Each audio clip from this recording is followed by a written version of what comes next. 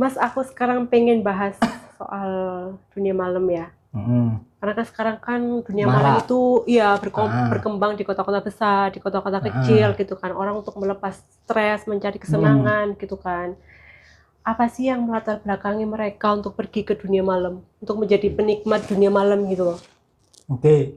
Nah, dunia malam yang dimaksud di sini apa? Dunia malam ya kayak mereka pergi ke diskotik, karaoke, pakai narkoba, terus minuman keras, mabuk-mabuk, iya. Kemudian Udah sih biasanya kalau di dunia malam ya itu sih narkoba, lanjut mabuk. keranjang gitu-gitu. Oh iya, iya itu. Jadi ya intinya biasanya orang-orang yang intinya kan inti dari dunia malam kan hasilnya minumannya kan. Sama narkobanya itu ya. Minumannya. Oh minumannya. Kalau cuma narkoba doang kan bukan kurnya gitu loh. Kurnya kan minumannya kan. Karena dengan minuman itu sampai jadi mabuk, sampai bisa melupakan masalah sampean. Seenggaknya semalam. Itu kan intinya kan hasilnya kan. Iya. Kalau sampean ke dunia malam nggak mungkin sampean nggak mabuk. Iya. Ya kan? Pasti minum. Minimal minum. Minimal dan harus. Ya kan? Nggak mungkin sampean di diskotik sampean joget-joget doang kan nggak mungkin. Nggak mungkin. Pasti minum. Karena memang tujuannya ke sana sampean ingin melupakan masalah sampean dan ini merupakan perasaan yang nggak nyaman. Makanya intinya minum, diminumnya. Yang lain kembangan. Ketika sampean minum, sampean lupa, kemudian sampean pingin lebih lupa, lebih ngeflash, mungkin apa narkoba. Narkoba ya. Mungkin nambah joget-joget. Mungkin akhirnya nambah hubungan di ranjang, one night stand dan lain-lain gitu kan. Intinya adalah ada rasa yang nggak nyaman dan ada juga masalah dan kita nggak mau menghadapinya, kita takut atau kita pingin lari, kita nggak mau merasakan. Dan cara paling gampang ya untuk melupakan masalah dan melupakan emosi kita ya minum minuman keras. Cara paling gampang, ya kan? Berarti itu jenis penolakan juga ya? Itu apa ya, menurutku minum minuman keras itu adalah cara lari yang paling negatif. Oh oke. Kalau sampean belanja, sampean masih bisa nginget masalahnya sampean, ya kan? Sampean bisa belanja sambil keinget. Oh iya. Tapi ketika mabuk, bener-bener lupa. sampean nggak inget sama sekali, ya kan? Dan ketika sampean terbiasa itu, akhirnya kan ada momen dalam sehari sampean itu nggak mau nginget. Iya. Minum terus kan, akhirnya terus minum seminggu 7 kali, seminggu 4 kali, akhirnya minum terus kan. Jadi inti dari dunia malam adalah minuman. Ketika minumannya di-cut, hanya tinggal diskotiknya, nggak mungkin laku. Betul. Bayangkan di dunia ini nggak ada alkohol, diskotik nggak laku. Mau ngapain di diskotik? Mending main remi, ya kan? Iya. Karena ada alkohol dan itu substansinya bisa membuat kita melupakan semuanya, kita ngeflash, kita senang secara semu ya. Akhirnya kita tertarik ke sana. Apalagi kalau udah nyoba sekali, ketagihan, enak. Iya. Iya kan? Ya akhirnya nyoba terus. Kemudian nyobai kembangannya, narkoba atau one night stand, joget-joget dan lain-lain. Ya kan? Iya. Nah ya kemudian ya intinya gini. Aku pernah nyoba minum koktail sekali dan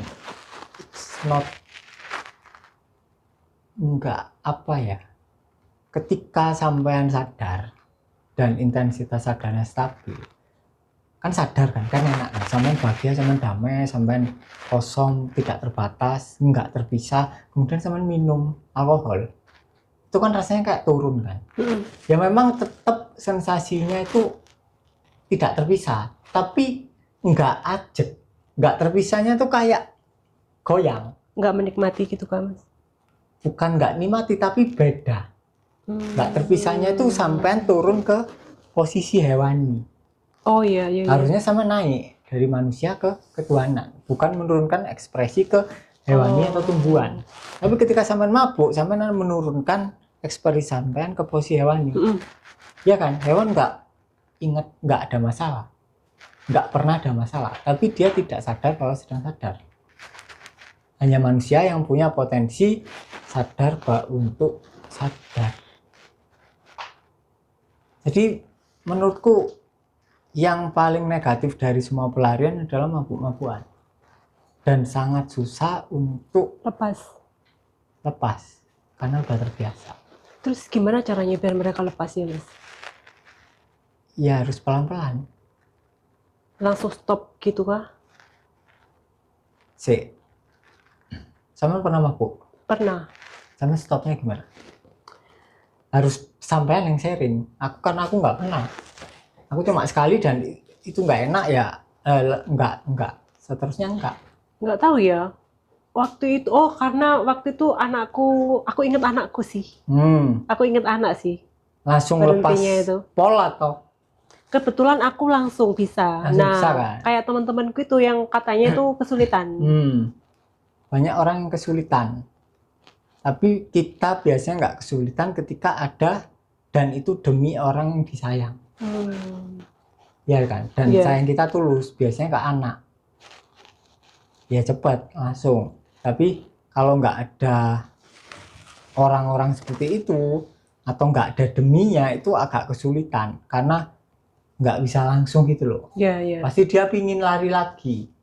Ya caranya ya pelan-pelan, dikurangi dosisnya. Misal biasa mabuk seminggu 5 kali, dikurangi 3 kali, lama-lama 2 kali, lama-lama sekali, lama-lama ya enggak.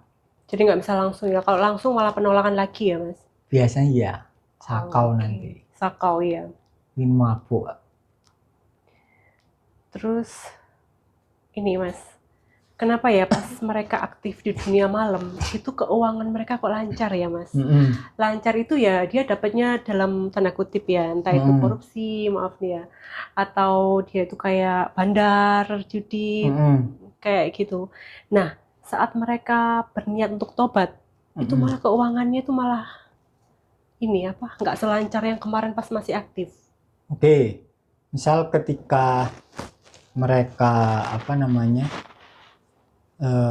di dunia malam, uangnya dapat dari korupsi, kemudian ke bandar, apakah uangnya bertahan lama? Iya, enggak sih. Enggak kan? Kayak cepet hilang kan? Dari teman-teman kan kayak gitu kan? Ya berarti kan aslinya sama aja.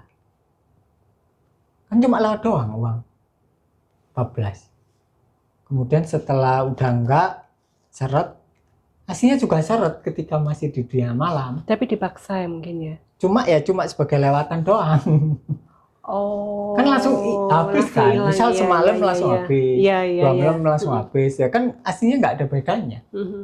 Kalau kita lihat secara garis besar keseluruhan, aslinya nggak ada bedanya. Ya perlu disadari rasa kekurangannya. Oh, berarti itu orang-orang yang punya rasa kekurangan juga ya? Iyalah. Bukannya kan gini ya, kalau ke dunia malam itu kan uang yang kita keluarkan kan besar. Nah, kalau misalnya kita lihat itu kan orang yang berkelimpahan yang bisa mengeluarkan uang sebesar itu untuk habis dalam semalam. Apalagi untuk hal yang nggak seberapa terlalu penting kan. Nah, sedangkan Mas Riko bilang itu orang-orang yang kekurangan yang datang ke situ. Ada yang kekurangan, ada yang berlimpah. Sekarang tak tanya, temennya sampean yang mabuk-mabukan kaya enggak?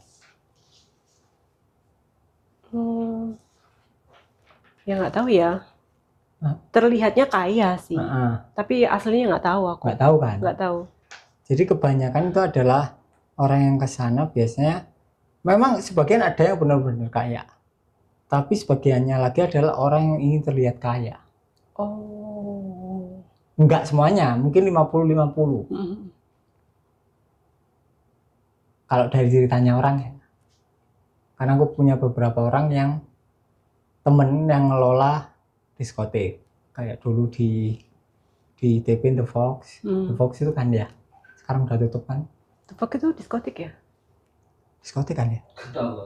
Ya semacam itu kan. Kayak Gio bukan diskotik. Bukan diskotik, itu rumah makan sih. Itu. Rumah makan tapi ada live musik, ada minumnya juga. Ada minumnya, itu kan. Intinya ya itulah, intinya apa ya? Intinya yang perlu dibahas di sini bukan soal kekurangannya, tapi dia lari dari rasa nggak nyamannya. Entah nggak nyamannya gara-gara apa, Mm-mm. ya begitulah. Terus rata-rata mereka itu kok sepertinya itu susah sekali ya lepas dari dunia malam itu, Mas. Ya susah karena udah bertahun-tahun dan Iya, mereka iya. udah merasakan enaknya lari lewat Dari, dunia malam kan. iya, bener sih. Ya perlu disadari pelan-pelan.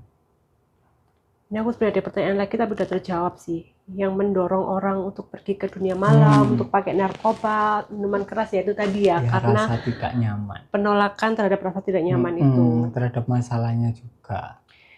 Terus gimana Mas dari segi energi orang-orang yang kayak gitu? Udah kejawab juga sih ya. Udah kejawab sih. Mm. Tapi biasanya yang apa ya? Kebanyakan yang orang ke diskotik itu biasanya yang udah beristri ya. Iya, orang yang udah beristri, terus yang keuangannya udah lumayan mapan, gitu. Why? Kenapa Mas? Ya pasti ada rasa nggak nyaman. Di rumah tangganya? Biasanya gitu.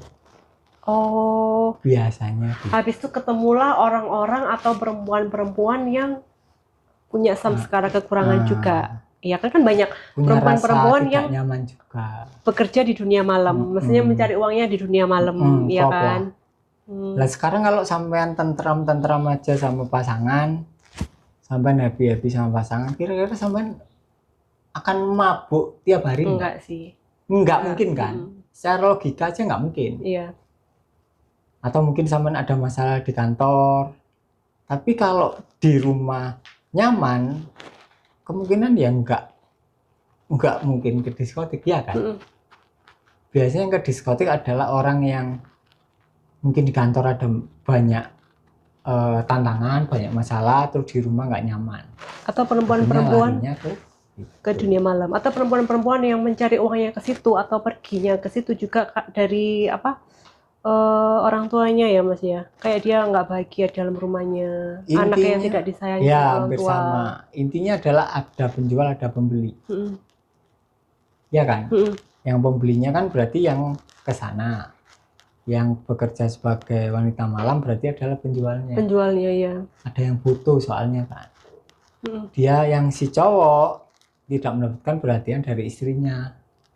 Karena mereka tidak nyaman nih. Entah ada konflik apa. Nah kemudian ketika ke diskotik ya otomatis karena penjual ya dia pasti memperhatikan.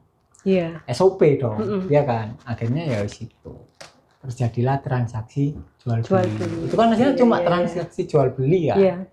Yang satunya ada samskara, mungkin rasa tidak nyaman. Itu kan biasanya pekerja dunia malam kan ikut ibunya kan biasanya. Kebanyakan ya kan.